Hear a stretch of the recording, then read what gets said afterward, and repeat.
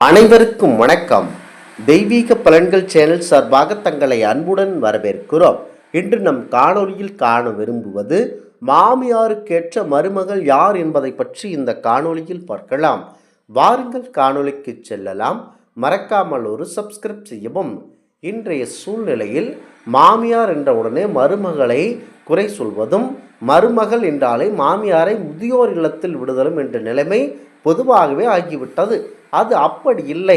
மருமகள் மாமியார் என்பது ஒரு சிறந்த அனுபவம் வாய்ந்த பந்தமாக நிரூபிக்க வேண்டும். இந்த உலகத்தில் ஒரு ஈர்ப்பு விதிக்குள் கட்டுப்பட்டு ஒரு பிணைப்பு சக்தியால் கவரப்பட்டு இயங்கிக் கொண்டிருக்கிறது. காலம் காலமாக அதனுள் தோன்றிய உயிரினங்களும் தங்களுக்குள் ஏற்பட்டுள்ள ஒரு அன்பு பாச பிணைப்பின் காரணமாக இயங்கிக் கொண்டிருக்கின்றன. ஐந்தறிவு விலங்குகளும் கூட தன் குடும்பம், தன் சன்னதி என்றும் கூட்டமாக பேணி காத்தும் வாழ தலைப்படுகின்றன. இவற்றிற்கு மனிதனும் விதிவிலக்கல்ல. சிந்திக்கும் அறிவு பெற்ற மனிதன் தன்னுடைய ஒவ்வொரு உணர்வையும் புரிந்து கொண்டு அதற்குரிய உறவுகளையும் பேணி காத்து தானும் சமூகத்துடன் சேர்ந்து குடும்பமாக வாழ்கிறான். இந்த குடும்பம் என்கின்ற அமைப்பிற்கு அப்படி ஒரு வலுவான ஈர்ப்பும் பந்தமும் இருக்கின்றன. பல காலத்தில் சிறிய குடும்பம் பெரிய குடும்பம் என்ற ஒரு இது இருந்தது. முக்கியமாக பெரிய குடும்பம் என்றால் பெரிய தாத்தா பாட்டி அனைவரும் நமக்கு அறிவுரை கூறி கஷ்டத்தில் இருந்து நம்மை மீட்டெடுப்பார்கள். இப்போது அவர்களை தொல்லையாக நினைக்கிறார்கள். சமூகம் குடும்பம் என்று இருந்தாலும் நாம் உறவுகள் ஒவ்வொரு பெயர் வைத்துள்ளோம். அத்தகைய ஒவ்வொரு உறவுக்கும் உண்டான பெயர் ஒவ்வொரு வகைப்படும். அந்த உறவுகளுக்கான உணர்வுகளும் ஒவ்வொரு மாதிரியாக உணரப்படுகிறது. தாய் தந்தை உறவு, கணவன் மனைவி உறவு, தாத்தா பாட்டி உறவு, அண்ணன் தங்கை உறவு, அண்ணன் தம்பி உறவு, சித்தப்பா சித்தி உறவு, மாமன் மாமி உறவு, அத்தை மாமா உறவு போன்ற உறவுகள் இவை அனைத்தும் பொருள் உண்டு. குடும்பத்துடன் சேர்ந்த உறவுகள்தான் இவை. உலகெங்கும் தேடினும் நம் தமிழினத்தில் இப்போது போன்ற இந்த அளவிற்கான உறவு முறைகள் அதற்கு பெயர் சொல்லி அழைத்தாலும் வேறு எந்த நாட்டிலும் இல்லை என்றே கூறலாம். காலம் காலமாக தமிழினத்திலே தான் இந்த உறவுகள் மாறுபடாமல் இன்று வரை தொடர்ந்து வருகிறது. சங்க இலக்கியங்கள் முதல் நவீன இலக்கியங்கள் வரை குடும்பம், உறவுகள் என்று பல்வேறு தலைப்புகளிலும் படைப்புகளை வெளிப்படுத்தி இருந்தாலும் மக்கள் மத்தியில் ஒரு முக்கியமான உறவுக்கு ஒரு விதமான மரியாதை கலந்த பயம் அல்லது வெறுப்புணர்வு ஏற்படுகிறது. ஆம், மாமியார் மருமகள் உறவே அது. இன்றைய நிலையில் மாமியார் என்றாலே மருமகளுக்கு மாபெரும் எரிச்சலூட்டமாக இருக்கிறது. மாமியாரை முதியோர் இல்லத்தில் விடுதலும் என்ற நிலைமை பொதுவாகவே வந்துவிட்டது. அது அப்படி இல்லை. சந்தோஷமாக வாழ வேண்டும். ஒவ்வொரு பெண் திருமணம் முடிந்தும் கணவன் வீட்டிற்கு வருகையில் எழுதப்படாத கரும்பலையாக போலத்தான் வருகிறார்கள்.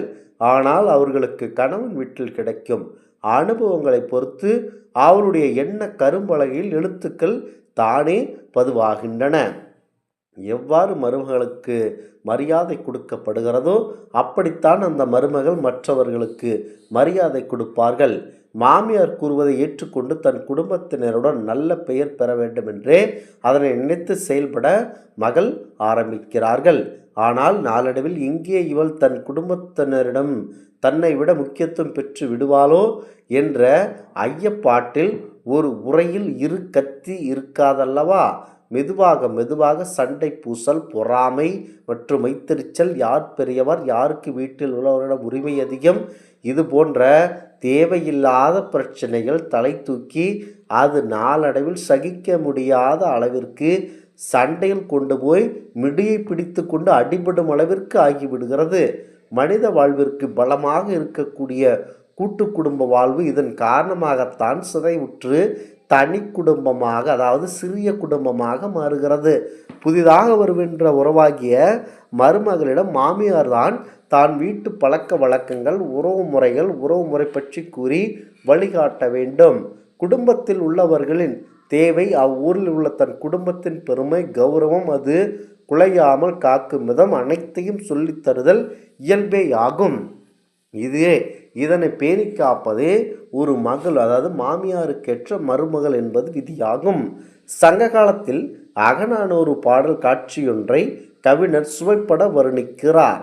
ஒரு தாயானவள் தன் மகனும் மருமகளும் மகிழுடன் வாழ்க்கை நடத்தும் அழகை காண பகலெல்லாம் பல தொலைவு நடந்து வருகிறார். இல்லத்தின் வாயில் அருகே வரும் நேரம் லேசாக இருட்டி விடுகிறது. அவள் வாயிலிருந்து உள்ளே பார்க்கும் காட்சியானது அவள் முகத்தையும் மனதையும் பெருமிதம் கொள்ள செய்கிறது. வீட்டின் முன்புறம் ஒரு மலர் தோட்டம் ஒன்று இருந்தது. அங்கே உள்ள மரத்தினடியில் ஓர் அகலமான கல்மேடை. அம்மேடையின் அருகே அழகுமிகு முல்லைக்கொடியானது வெள்ளை விளேரென்று மலர்களை சுமந்தபடி படர்ந்து கிடந்தது. அவ்வழியாக அப்போது ஒரு பாணன் இசையை மீட்டு கொண்டு இனிமையாக பாடிக்கொண்டு போய்கொண்டிருந்தான். இளங்கவண்ணன் முகமலர்ச்சியுடன் அமர்ந்தவாறு எதிரே இருக்கும் தன் சிறு மகனை எடுத்து தொடையில் அமர்த்தி கொண்டு பானம் பாடிச் செல்லும் இசைக்கேற்ப குழந்தையின் இரு கண்களும் பிடித்தபடி தாளம் போட்டுக்கொண்டு கற்றுக்கொண்டு இருந்தான். மறுபுறத்தில் அவனுடைய இளம் மனைவி முல்லைப்பூக்களை பறித்து அவற்றினை தொடுத்து கொண்டிருந்தார்கள். பின்பு தான் தொடுத்த சரத்தில் ஒரு பகுதியை எடுத்து வந்து கணவனின் மடியில் அமர்ந்திருந்த சிறுவனுக்கு சூடி மகிழ்கிறார். மற்றொரு பகுதியை தானும் சூடி கொண்டாள். கணவனின் கவனம் குழந்தையிடம் இருந்து மனைவியிடம் திரும்பி அவளின் அழகை பருகலானான். இக்காட்சியை கண்ட தாயின் நெஞ்சம் பெருமிதத்தால் மகிழ்ந்தது. தன் மகனும் மருமகளும் நடத்தும் இனிய இல்லறத்தை எண்ணி எண்ணி மகிழ்ந்தாள் அந்த மாமியார். இதுவே ஒரு மாமியாருக்கு மருமகள் கொடுக்கும் அன்பு பரிசாகும். சங்க இலக்கிய பாடல்களில் மாமியார் இறக்க மருமகள் ஒப்பாரி வைத்து பாடும் பாடலை அதிகம் காண முடியவில்லை. ஆனால் வாய்மொழியாக நாட்டுப்புற பாடலேயே சில வரிகள் காண முடிகிறது. முக்கியமாக போர்க்களத்தில் திரும்பி வராத தன் கணவனை கண்டு வர செல்கிறாள் மனைவி. அங்கே அவள் தன் கணவன் மார்பில் அம்பு பாய்ந்து இறந்து கிடப்பதை கண்டாள். இறந்து கிடக்கும் கணவனை நினைத்து அவள் கதறி அழுகிறாள். தன் இல்லத்திற்கு சென்று தன் கணவன் இறந்த செய்தியை அவனுடைய தாய்க்கு எவ்வாறு கூறுவது என்று கலங்குகிறாள். அவனுடைய கையறு நிலையை இப்பாடலில் கயமானார் கூறுகிறார். இளையழும் முதியவரும் வேறும் புலம்படரோ எடுப்ப எழ ஆய் அம்மார்பன் மண் புள்ள இடைச்சுரத்து இருத்தமல்ல விளர்த்த வளையில் வருங்கை ஓச்சி கிழக்கியுள் இன்னொல் ஆயினன் இளையோ நின்று நின்னுரைச் செல்லும் ஆயின் முற்று முன்ஊர் பழுனியே கோழி ஆழத்து புல்லார் யார்தனற்றே என் மகன் வளமெனும் செம்மலும் எமக்கென நாளும் ஆனது புகழும் அன்னை யாங்கு ஆவல்குள் அழியே தானே என்று பாடினார். தன்னுடைய மகனின் செழுமையான வாழ்வு பற்றி தாயின் இன்பமான ஒரு கர்வம் மனம் முடித்து இல்லறம் நடத்தும் தன் மகனின் செல்வ செழிப்பும் அவன் ஆடம்பரமும் ஆரவாரமும் ஒரு தாய்க்கு மிகுந்த மகிழ்ச்சியை தரும். அவன் குடித்தனம் செய்யும் பாங்கை அனைவரிடமும் பேசி பேசி மகிழ்ந்து போவார். இறந்து போன கணவனின் உடலை வைத்து கொண்டு அவன் இறந்து போனதை எண்ணி அவனது தாய் எவ்வாறு அரட்டுவாள் என்று அந்த பெண் அப்பாடலை கூறி அழுகிறார் என்கிறார் இந்த புலர்வர். இதன் மூலம் தன் மகனை இழந்து அத்தாய் தவித்து புலனாகிறது. மாமியார் மகனின் பேரில் வைத்திருந்த எல்லையற்ற பேரன்பையும் பெருமிதமும் நம்பிக்கையும் ஒரு மருமகள் பெற்றுவதாக இக்கையறு நிலைப்பாடல் உணர்த்துகிறது. பிற்கால இலக்கியத்தில் கவிஞர் கண்ணதாசன் அவர்கள் செட்டிநாட்டில் மாமியார் வாக்க என ஒரு பாடலையும் பாடியிருக்கிறார்.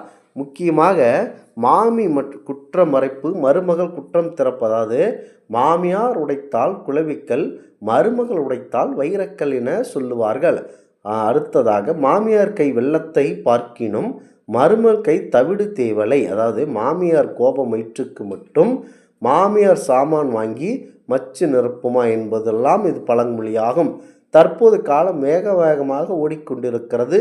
ஒரு குடும்பத்தில் அனைவரும் வேலைக்கு செல்கின்ற வேண்டி இருக்கிறது. அவரவர்களுக்கு தன்னுடைய வேலை பார்ப்பது அதிகமாக உள்ளது. இதில் அடுத்தவரை பற்றி கவலையோ செயல்பாடுகளையோ கவனிப்பது எப்படி என சிந்திப்பது என்பது இயலாத காரியமாக உள்ளது. ஆகையால் அவரவரே அந்தந்த குடும்பத்துக்கு பொறுப்பு என்கின்ற எண்ணம் வந்துவிட்டது. முக்கியமான நாள் கிழமைகளில் மகன் மருமகள் பேரன் பேத்திகள் என வந்து செல்வது அல்லது மகனின் வீட்டிற்கு பெற்றோர் வந்து நடைமுறையாகிவிட்டது. இந்த 2-3 நாட்கள் விருந்தினர்கள் போல இருந்துவிட்டு சென்று விடுவது வாடிக்கையாகிவிட்டது. இந்த ஆன்மீக தகவல் உங்களுக்கு பிடித்து இருந்தால் தெய்வீக பலன்கள் சேனலை கண்டிப்பாக சப்ஸ்கிரைப் செய்து கொள்ளவும். மீண்டும் ஒரு நல்லதொரு காணொளியை உங்களை சந்திக்கிறோம். நன்றி, வணக்கம்.